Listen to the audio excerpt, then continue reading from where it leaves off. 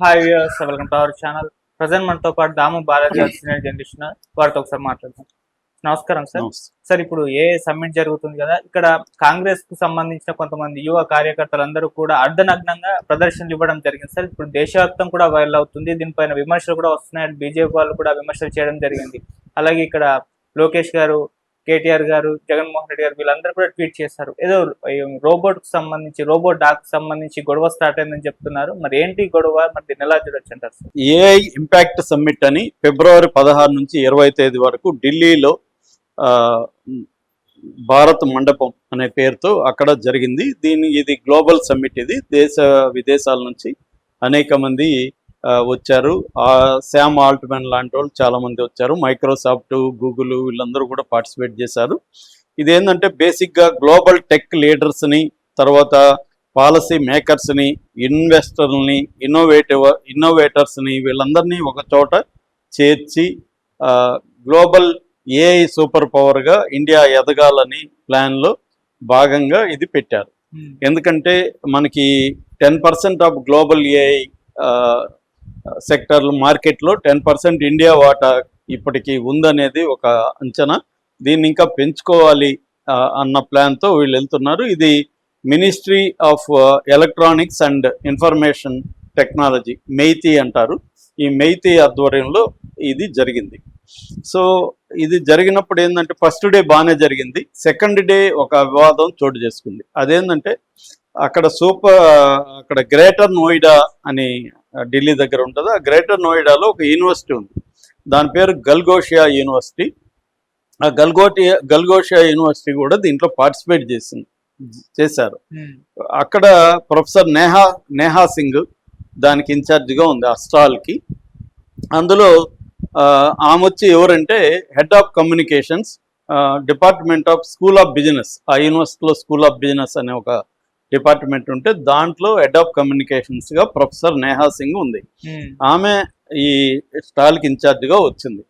ఆమె ఒక రోబో డాగ్ని ప్రవేశపెట్టింది. ఆ రోబో డాగ్ ఏంటంటే అది వాక్ చేస్తుంది, ఆబ్జెక్ట్స్ని ఐడెంటిఫై చేస్తుంది. ఇట్లా అంటే ఎంటర్టైన్మెంట్ అండ్ రీసెర్చ్ పర్పస్కి ఆ రోబో డాగ్ని వాడతారు. మనం ఆల్రెడీ చాలా మంది చూసుకుంటారు. చైనా రోబో డాగ్స్ ఇవన్నీ కూడా ఆల్రెడీ వీడియోస్ చాలా వచ్చాయి. అలాంటిది ఒకటి పెట్టింది. ఆమె డిడి ఛానల్కి లైవ్లో మాట్లాడింది. ఏం మాట్లాడిందంటే, you need to see the Orion, you need the meet the Orion. దాని పేరు ఆరియన్ అని పెట్టింది.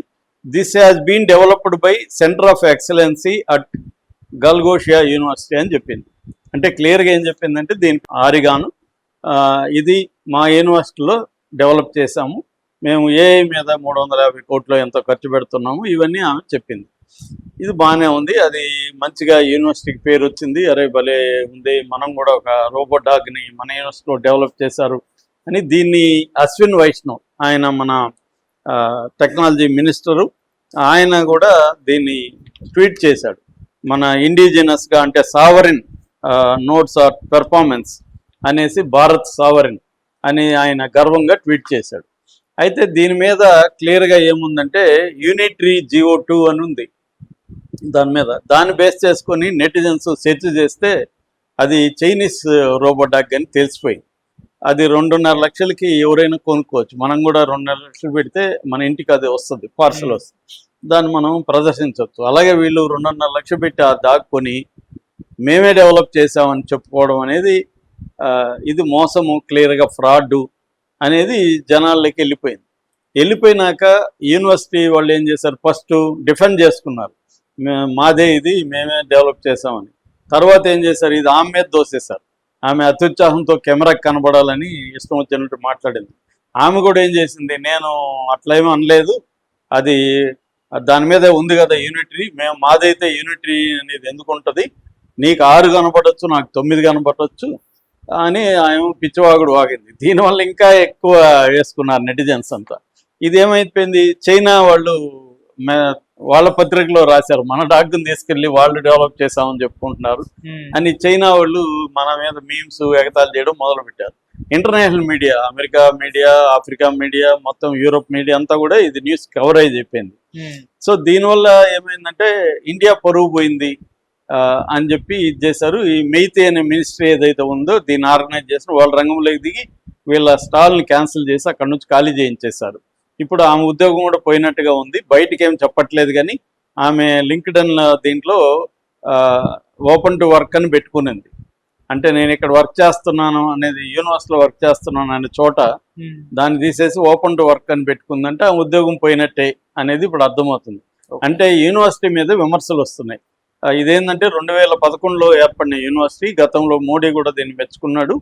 సో యూనివర్సిటీ ఇప్పుడు మొత్తం ఫ్రాడ్ అని తేలిపోయింది. అదే కాకుండా ఒక సాకర్ డ్రోన్ కూడా కొరియా నుంచి తెప్పించి అది పెట్టారని ఇంకొక వార్త వస్తుంది. సో యూనివర్సిటీ ఫ్రాడ్ మొత్తం. ఇప్పుడు మోడీ ఇలాంటివి ఎంకరేజ్ చేస్తున్నాడు. దేశంలో దాదాపు 200 బిలియన్ల ప్రైవేట్ ఎడ్యుకేషన్ ఉంది.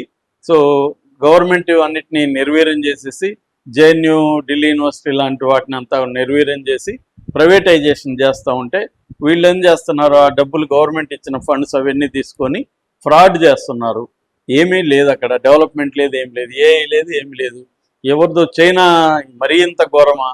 కనీసం వీళ్ళేదో పనికిమాలిది చేసినా అది బాగలేకపోయినా కనీసం ట్రై చేస్తున్నారు మనోళ్ళు అనేది ఉంటుంది. కాపీ కొట్టి తీసుకొచ్చి కొన్ని రివర్స్ ఇంజనీరింగ్, చైనా కూడా కాపీ కొడుతుంది.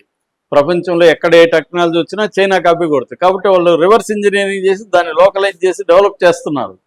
కనీసం అదేనా చేయాలి కదా వీళ్ళు. అదేమి కూడా చేయకుండా యాజ్ ఇట్ ఈజ్గా ఒక దాన్ని తీసుకొచ్చి పెట్టి, అది కూడా ఇంటర్నెట్లో అందరు దొరికేదాన్ని తీసుకొచ్చి పెట్టి, ఇది మేము మా సెంటర్ ఆఫ్ ఎక్సలెన్స్ డెవలప్ చేశాము అని చెప్పి ఆమె గర్వంగా మాట్లాడడం, ఇది ఆమెదే తప్పు కాదు. యూనివర్సిటీ ఎలా చేసింది, యూనివర్సిటీ ఆమెకి ఎలాంటి గైడెన్స్ ఇచ్చింది? సో యూనివర్సిటీ తప్పు క్లియర్గా ఆమెది కాదు, ఆమెను బలి చేస్తున్నారు అనేది చాలా మంది చెప్తున్నమాట. అయితే ఇక్కడ కాంగ్రెస్కి ఏమిటి ఇంట్రెస్ట్ అంటే, ఈ యూనివర్సిటీ విద్యార్థులు గతంలో 2024లో కాంగ్రెస్కి వ్యతిరేకంగా ధర్నాలు చేశారు, స్లోగన్స్ ఇచ్చారు. కాబట్టి కాంగ్రెస్కి ఆ కోపం కూడా ఉండే అవకాశం ఉంది. రెండోది, ఈ బీజేపీ ఏం చేసినా కాంగ్రెస్ వ్యతిరేకిస్తుంది. కాబట్టి ఇష్యూలో వాళ్ళు యువజన కాంగ్రెస్ నాయకులు ఒక 50 మంది వెళ్ళి ఆ సెంట్రల్ అక్కడికి వెళ్ళి ఆ సమ్మిట్లోకి సడన్గా సట్లంతా తీసేసి అర్ధనగ్నంగా స్లోగన్స్ ఇచ్చి నిరసన తెలియజేశారు. ఇది ఇప్పుడు ప్రపంచవ్యాప్తంగా మళ్ళీ ఇది వైరల్ అయింది. దీంతో కాంగ్రెస్కి తీవ్ర విమర్శలు వస్తున్నాయి. చివరికి విత్ ఇన్ ద కాంగ్రెస్లో కూడా విమర్శలు వచ్చాయి. ఆమె ఎవరు, ప్రియాంక ఖర్గే, కర్ణాటక మినిస్టర్, ఆమె ఇలా చేసి ఉండాల్సింది కాదనింది. అట్లాగే కాంగ్రెస్ మిత్రులైన కొంతమంది కూడా మన ఎస్పీ కానీ ఉత్తరప్రదేశ్లో ఇలాగా కొన్ని పార్టీలు కూడా కాంగ్రెస్ విమర్శ వస్తున్నాయి. ఈ నేపథ్యంలో జగన్ ఒక ట్వీట్ చేశాడు, లోకేష్ ట్వీట్ చేశాడు, కేటీఆర్ కూడా ట్వీట్ చేశాడు. ఇలాగా కాంగ్రెస్కి కూడా దీనివల్ల వ్యతిరేకత వస్తుంది. అంటే దీన్ని వ్యతిరేకించాలి, ఈ ఫ్రాడ్ అనేది ఖచ్చితంగా వ్యతిరేకించాలి. అట్ ద సేమ్ టైం అక్కడ పోయి అర్ధనగ్న ప్రదర్శన ఇవ్వడం కరెక్ట్ కాదు. దీన్ని వేరే పద్ధతిలో వ్యతిరేకించవచ్చు, ఎక్స్పోజ్ చేయొచ్చు. ఎందుకంటే ఇది మనం ఇప్పుడు మన దేశంలో ఒక ఏఐ టెక్నాలజీని, ఏఐ ఎకో సిస్టమ్ని డెవలప్ చేయాలనేది మోడీ ప్రభుత్వం అనుకుంటుంది. దీనికి ఇంటర్నేషనల్గా పెట్టుబడులు కూడా వస్తున్నాయి ఆల్రెడీ. ఎందుకంటే ఏ ఎకో సిస్టమ్ రావాలంటే కొన్ని బేసిక్ అవసరాలు ఉంటాయి. ఒకటి, పవర్ బాగుండాలి, అది గ్రీన్ ఎనర్జీ ఉండాలి. ఎందుకంటే డేటా సెంటర్లు రన్ అవ్వాలంటే పవర్ కన్జంప్షన్ ఎక్కువ ఉంటుంది. రెండోది, డేటా సెంటర్లు పెట్టాలి, జీపీయూ ఈ నెట్వర్క్ని పెంచాలి. మూడోది, కంప్యూటింగ్ చేయాలి. నాలుగోది, అప్లికేషన్ డెవలప్ చేయాలి. ఐదోది, ఎకో సిస్టమ్ని డెవలప్ చేయాలి. ఇవి చేయడానికి ఫారెన్ ఇన్వెస్టర్లు దాదాపు 17 బిలియన్లు 2017 నాటికి $17 బిలియన్ ఫారెన్ ఇన్వెస్ట్మెంట్ వచ్చే అవకాశాలు ఉన్నాయి. సో ఇవన్నీ ఉండాలంటే మనం ఇండిజినస్గా ఏని ఇప్పటివరకు ఏం డెవలప్ చేయలేదు. మనం ప్రతి ఒక్కడు ఏ అంటాడు, కానీ ఎవరికి ఏ అనేది కరెక్ట్గా ఏం జరుగుతుంది అనేది తెలియదు. నేను కూడా పర్సనల్గా చాలా మందిని ఏ బ్యాచ్ని చూస్తున్నాను ఈ మధ్య.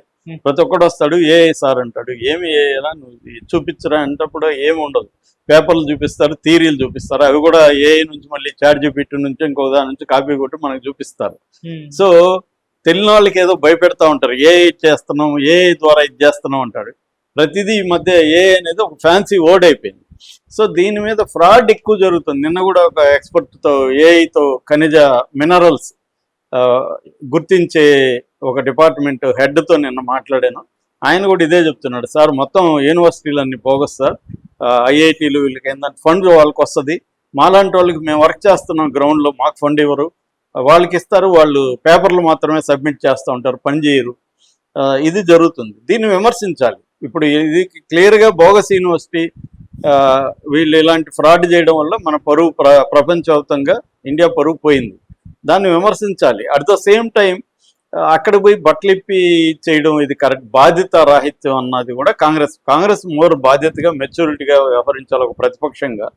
అది వదిలేసి ఏదో మోడీని టార్గెట్ చేయడమే వీళ్ళ పని అంటే, ఇది మోడీ టార్గెట్ కాదు, ఇది దేశానికి సంబంధించిన అంశము, దేశ ప్రతిష్టకు సంబంధించిన అంశం. అది గల్గోషా యూనివర్సిటీ ప్రధాన కారణం కావచ్చు, కానీ దాన్ని విమర్శించే క్రమంలో, వ్యతిరేకించే క్రమంలో మనం చేసేదాన్ని ఎలా రిసీవ్ చేసుకుంటారు, ఎలా ఆప్టిక్స్ అంటారు, అంటే ఎలా కనబడుతుంది ప్రపంచానికి అనేది కూడా ఇంపార్టెంట్. మనల్ని మనమే ఎగతాళి చేసుకుంటూ వెళ్తే ఆల్రెడీ ప్రపంచం ఎగతాళి చేస్తుంది. దాన్ని మళ్ళీ ఎగతాళి చేయకుండా కన్స్ట్రక్టివ్గా విమర్శ చేయడం, ఏ రంగాన్ని ఎలా డెవలప్ చేయాలో సూచనలు ఇవ్వడం, ఇది చేయాల్సింది పోయి వీళ్ళు మళ్ళీ అక్కడ బట్టలిపి నిలబడడం ఇది కరెక్ట్ కాదనే విమర్శలు అయితే ఎక్కువ వస్తుంది. Okay sir, thank you so much sir.